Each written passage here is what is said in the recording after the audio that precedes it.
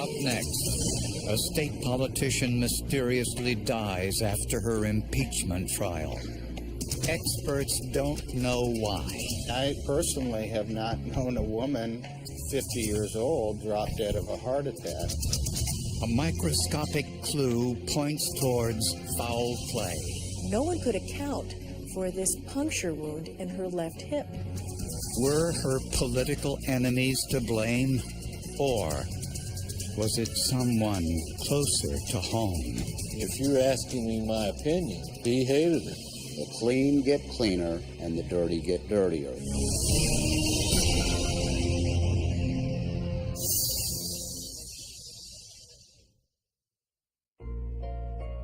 Kathy Augustine was one of the most colorful politicians in Nevada state politics. She was the state's first female controller, and she was on President Bush's short list to become the Secretary of the Treasury. Whether you agreed with her politics or not, you could not doubt that this woman was a force of nature. But Augustine's star fell as quickly as it rose. Not guilty, Madam President. In 2004, her political enemies accused her of violating election laws, and her case was brought before the state legislature. I think that we can finally get a fair and nonpartisan trial in the state Senate. But the trial didn't go her way. Kathy Augustine was convicted of using state personnel and equipment for her campaign and was fined $15,000. I think she felt the impeachment was a joke. I think Kathy considered leaving politics after the impeachment, but she really wanted to clear her name. She was one of the top 5 elected officials in the state. Some people thought she was not very nice. Some people thought she was the greatest thing since cupcakes. 2 years later, Kathy Augustine ran again for state treasurer. But in the middle of that campaign, Kathy fell ill. Something's wrong with my wife. She's not breathing. She's not breathing at all? Not breathing at all. Oh, okay. I need some help. When paramedics arrived, Kathy was barely alive. They gave her 2 drugs to assist her, kind of jolt her back into business, and then they loaded her into the ambulance and took her to the hospital. Doctors suspected a heart attack and performed an angiogram, but it showed no blockages, and her condition continued to deteriorate. She was in a coma and completely unresponsive. She was completely motionless and on a respirator. There really was no chance of her recovering and living. After 3 days, the family had to make a difficult choice. We made the decision to withdraw life support. It was a tough decision, but it was a decision that was made a little easier by the fact that Kathy had clearly expressed that in her will. After Kathy's death, her husband Chaz was able to provide some important details. He said he awoke early that morning, got up, did some chores, and when he returned to the bedroom, realized Kathy was unresponsive. Just checked her out. She wasn't breathing. She had no pulse, so I started CPR. Chaz and other family members said that in the days before her death, Kathy seemed her usual self. I saw Kathy about 2 weeks before her death, and she appeared to be in very good spirits. In fact, my wife and I commented that we had never seen her so happy. Unfortunately, Kathy's autopsy provided few answers. There was no significant hardening of the arteries, nor was there any evidence that a blood clot had clogged or occluded the arteries. Nothing was found. The medical examiners couldn't say cause of death, couldn't say manner of death, because she had no reason for her to die. Could she have had a brain aneurysm? The thing was, the autopsy showed nothing that showed any conclusive evidence of a cause of death right off the top. So what caused Kathy Augustine's death? The family wanted answers.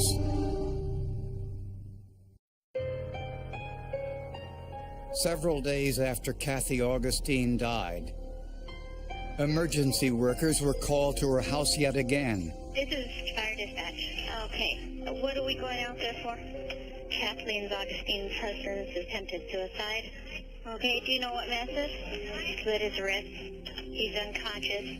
We got a call from a neighbor that an ambulance was outside Kathy's home and they were wheeling Chaz away.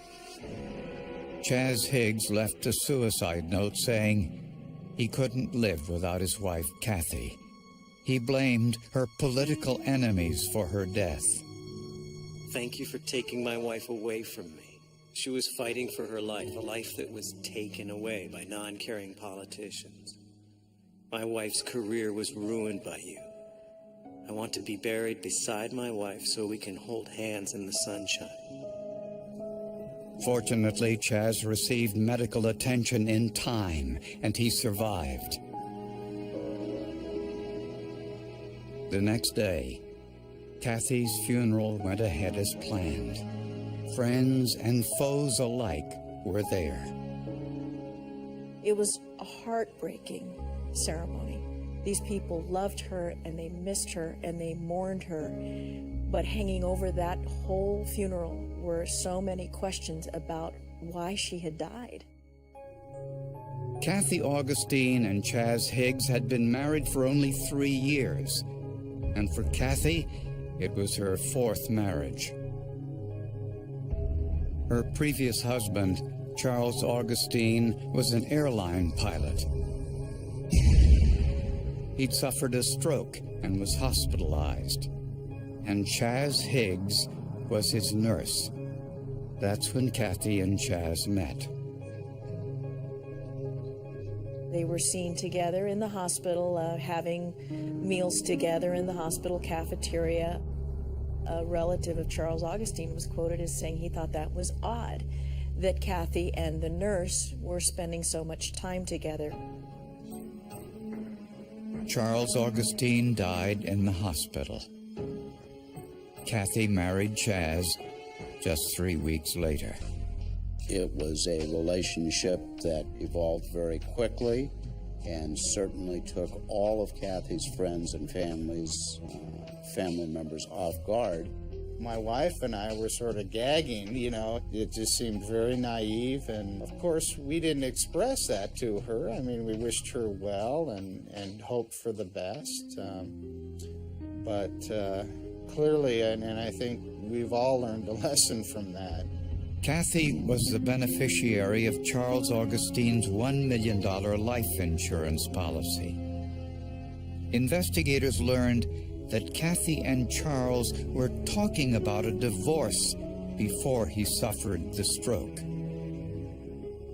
It's unclear whether Kathy would have remained the beneficiary had the two divorced. Investigators now wondered if Charles Augustine had been a victim of foul play. But their immediate concern was the investigation of Kathy's death. Very early in my career, a very seasoned homicide detective shared with me something that's always kind of stayed with me. And he said that during the course of a good investigation, the clean get cleaner and the dirty get dirtier. The medical examiner told police she saw something suspicious during Kathy Augustine's autopsy. 2 small bruises on Kathy's left buttock. There was at least 1 injection, if not 2 probable injection or needle puncture sites identified in an unusual location for therapy, and the puncture sites were not ever accounted for with the record of medical therapy. Investigators now wondered if someone had murdered Kathy Augustine.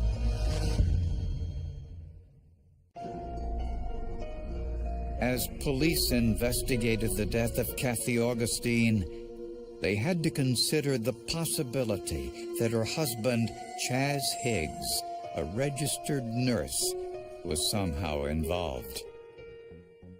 Chaz told everyone who would listen that their 3-year marriage was a happy one. Co-workers, however, disputed that. He used to say some nasty things about his wife. A nurse would see that he's busy doing something, walk over and say, "Is there anything I can do to help?" And his response usually was, "Yeah, get rid of my wife." A search of Chaz's computer revealed some surprising emails, which proved Chaz was having affairs. Chaz Higgs wrote to a woman, a co-worker, and said, I am doing everything I can to make this blank crazy, and it's working. I want to be with you. I don't want to be with her. You have my heart. Investigators were also suspicious when they listened to his entire 911 call. Something's wrong with my wife. She's not breathing. I don't know what happened to her.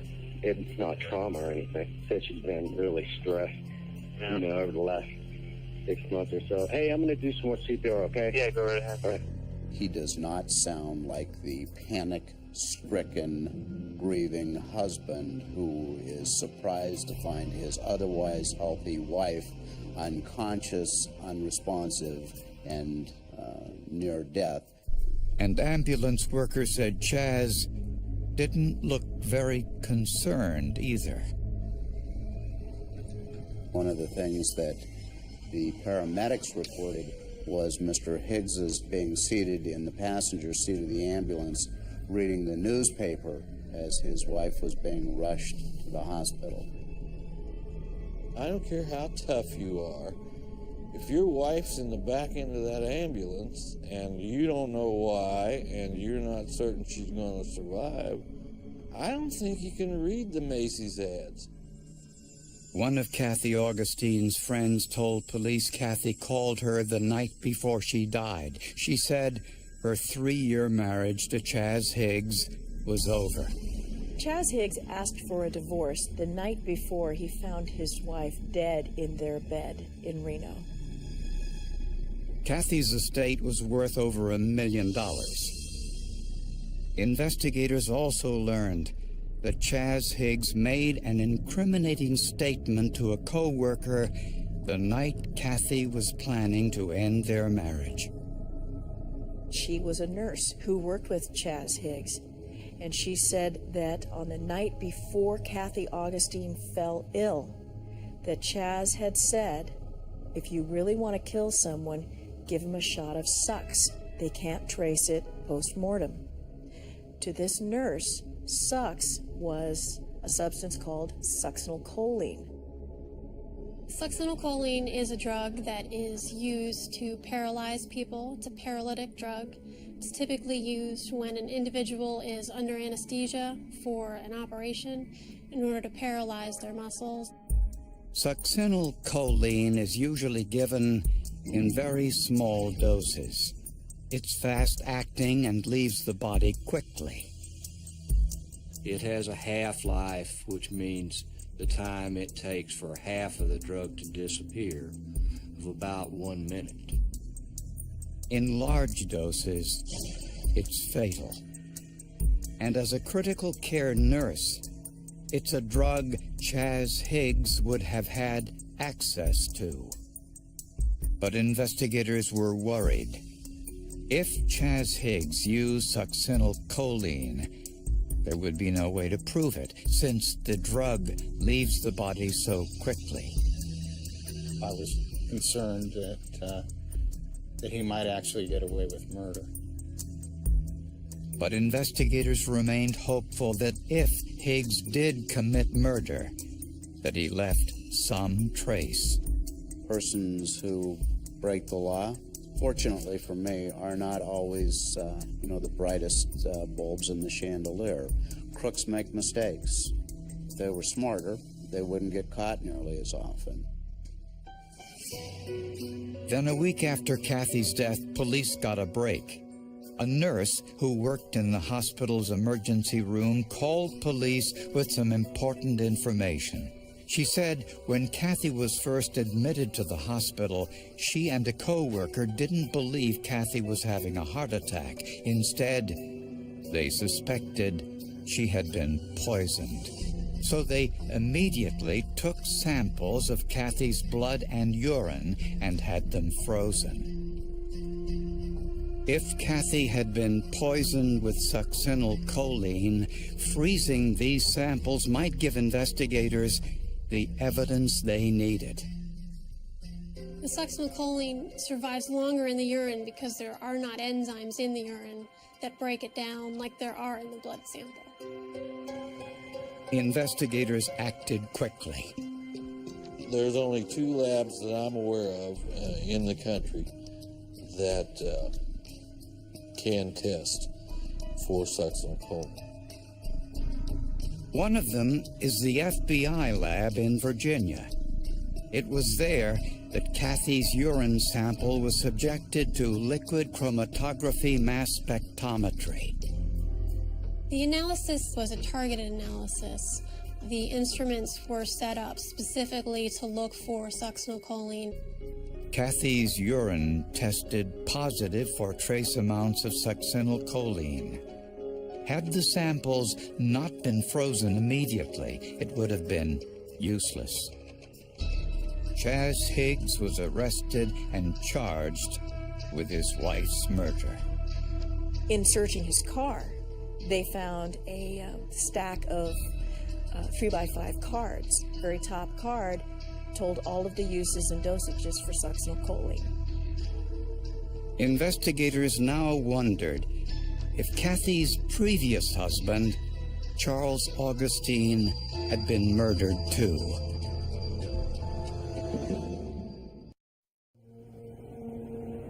Kathy Augustine's death was now ruled a homicide. Her husband, Chaz Higgs, was arrested and charged with her murder. He denied taking succinylcholine from work, but his access to the drug and his public statements about his wife made him the likely suspect. Everything pointed to succinylcholine.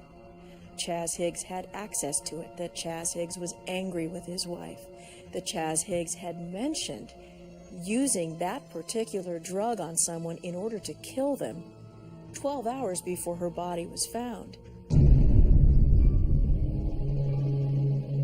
Prosecutors believe Chaz woke up before Kathy on the morning of the murder. He filled a syringe with the succinylcholine he had probably stolen from work and injected her as she slept. He called 911 to report finding his wife unconscious. To his surprise, emergency technicians revived her and took her to the hospital. There, 2 nurses immediately suspected some sort of poisoning. They took blood and urine samples and froze them for later analysis. Had that not been done, the outcome may have been very different. We're very fortunate in our community that those medical professionals had the foresight to guard that sample, to preserve it properly. It was quickly frozen and made available for forensic testing, and those things all played to our favor. And the motive? If you're asking me my opinion as to what the motive was, he hated her. You know, I've seen kids killed over tennis shoes, over $2 or $3. I've seen spouses kill each other over the most moronic of arguments, for a spouse to kill another spouse. It doesn't have to be a good motive, but I think clearly the evidence showed that Chaz did not want to be with Kathy. A year after Kathy's murder, Chaz went on trial. The day before he was to take the stand, he attempted suicide yet again. I think it was another selfish attempt for him to misdirect attention away from what he had done and to try and garner sympathy from the jury. When he recovered, he testified in his own defense. Because I didn't do it. I wouldn't do that.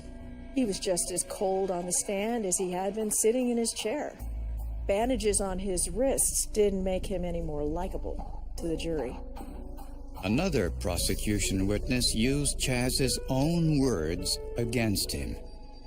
He said to me, I actually remember it because it was so vivid, that if I didn't have a daughter in Las Vegas, I would kill my wife and throw her down a mine shaft.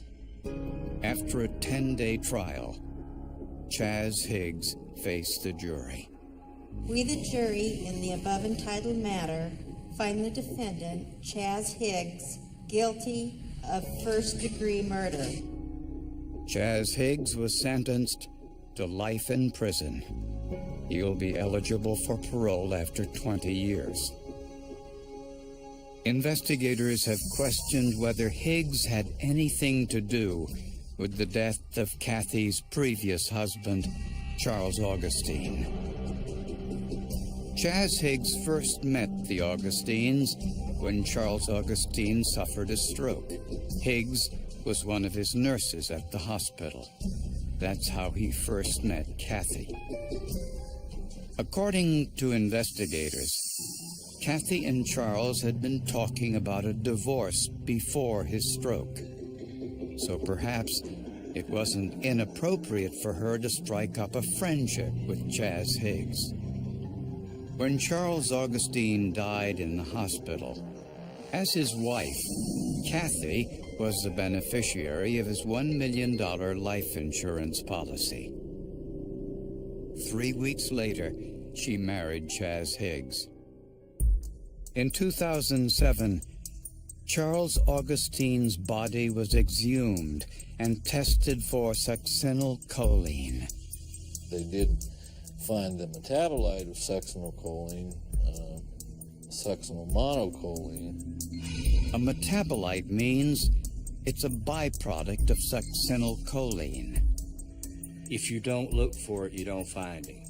And that's not a condescending answer. That is the truth. There has never been a documented case of succinylmonocholine produced as a result of embalming fluid. However, in Charles Augustine's case, there were no records of which embalming fluids were used, so this possibility, however remote, could not be eliminated.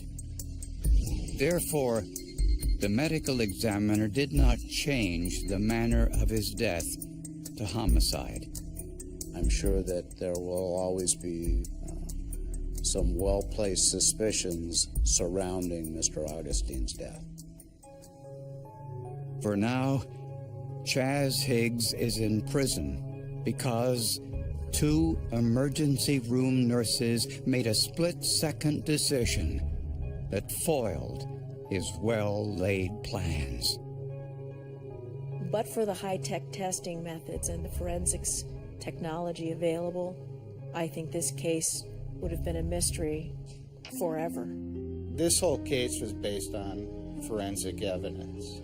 And had it not been for the hard work of the FBI and for the diligence of the detectives involved and for the sharp eyes and ears of the medical professionals, he may have gotten away with it.